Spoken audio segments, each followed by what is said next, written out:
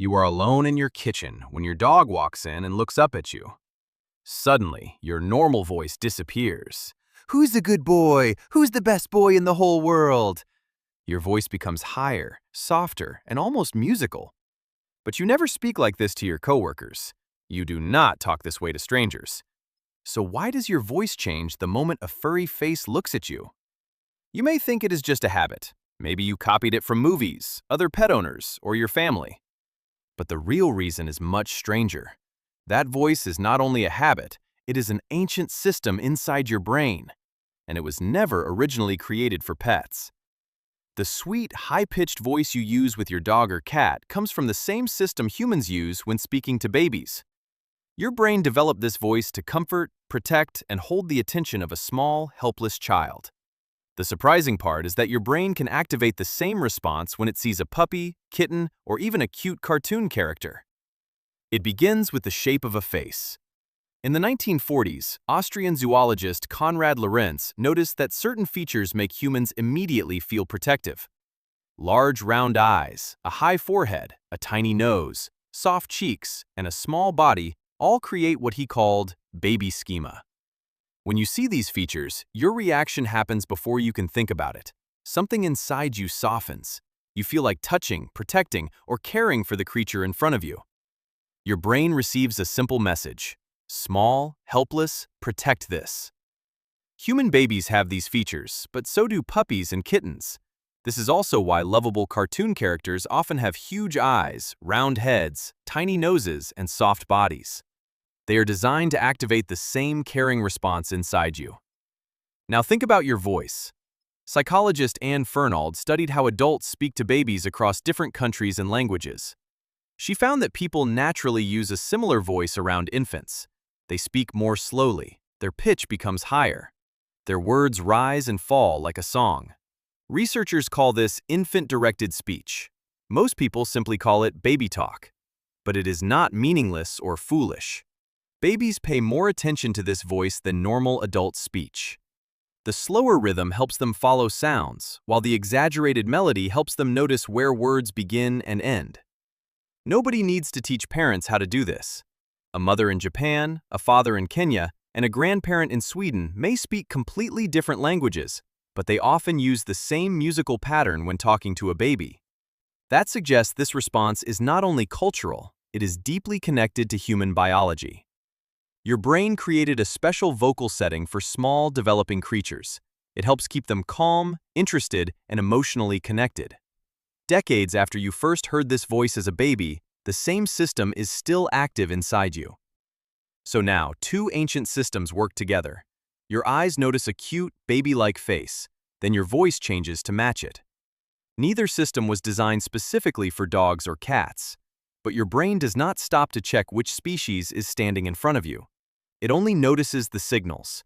Big eyes, small body, soft face, clumsy movement, helpless expression. And then the caring voice turns on.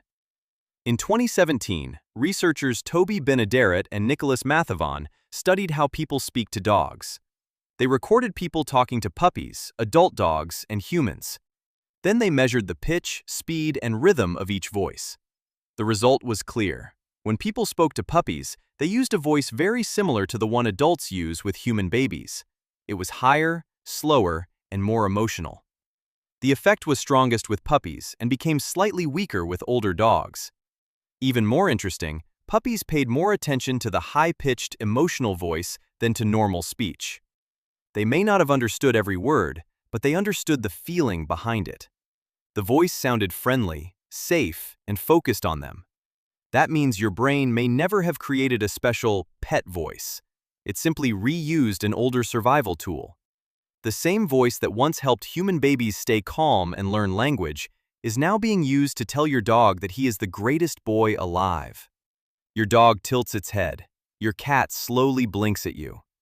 Before you consciously decide what to say, your voice has already changed. You may feel like you are choosing it, but the ancient part of your brain has probably made the decision first. This reaction does not stop with pets. Toy companies use it when they give stuffed animals giant eyes and tiny noses. Animation studios use it when they design cute characters with round faces and oversized heads. Robot designers use it to make machines look friendly and harmless. Even advertisers understand it. Friendly mascots often have short bodies, soft expressions, and large eyes because these features make people feel more comfortable. Some cars are also designed with rounded headlights and friendly-looking front shapes because humans naturally see faces in objects. A survival instinct built to protect babies now influences toys, cartoons, robots, advertisements, and product design. You are surrounded by things created to activate the same caring circuit, even though you rarely notice it. But there is another reason your bond with your pet feels so powerful. It involves a hormone called oxytocin. Oxytocin plays an important role in trust, love, and emotional connection. It is often linked to the bond between parents and babies. In a 2015 study led by Miho Nagasawa, researchers found that eye contact between dogs and their owners could increase oxytocin levels in both.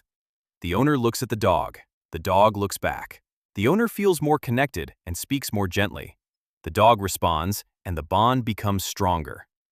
This creates a loop. Eye contact creates affection. Affection creates more eye contact. The same kind of bonding system that helps connect a parent and child can also become active between a human and a dog. That is why your dog can feel like much more than an animal living in your house.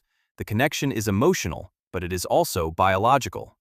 Your brain and your dog's body may both be helping to strengthen the relationship. Dogs also became very good at triggering this response. Over thousands of years, the dogs that were better at understanding humans had a better chance of receiving food, shelter, and protection. Dogs that appeared friendly and expressive were more likely to stay close to people. Some dogs can even raise their inner eyebrows, making their eyes look larger and their faces appear sadder. You know the expression, the famous puppy dog eyes. The moment you see it, you may feel an immediate need to help, feed, or comfort them. Humans developed a brain that reacts strongly to helpless, baby-like features. Dogs slowly became better at showing those features. Your brain had the switch, and dogs became experts at pressing it. So why does none of this feel strange while it is happening? Because the system was never designed to be noticed. It was designed to work automatically. Imagine if early humans had to stop and carefully think every time a baby cried. Is this baby really helpless? Should I protect it? Is this worth my attention? That kind of delay could have been dangerous. So evolution created a faster system. See helplessness, feel care, respond immediately. The system is also very sensitive. Speaking sweetly to a puppy that does not truly need protection causes no harm, but ignoring a helpless baby could have serious consequences. So your brain follows a simple rule. It is better to react too often than not react at all. That brings us back to the kitchen. Your dog walks in and looks up at you. Its eyes are wide, its head tilts slightly, and without warning, your voice climbs higher. Who's a good boy? You think you are only being playful, but your brain is doing something much older. The round eyes activate a protective response. The small body signals vulnerability. Your voice enters the same musical pattern humans have used with babies for thousands of years. You are not simply talking to your pet. You are using one of the oldest forms of care your brain knows. So the next time your dog looks at you and your voice suddenly becomes soft, high, and slightly ridiculous, do not feel embarrassed. Your brain is not being foolish. It is doing exactly what it was built to do. It sees something small, something trusting, something that depends on you. And without asking for permission, it speaks in the oldest love language you ever learned.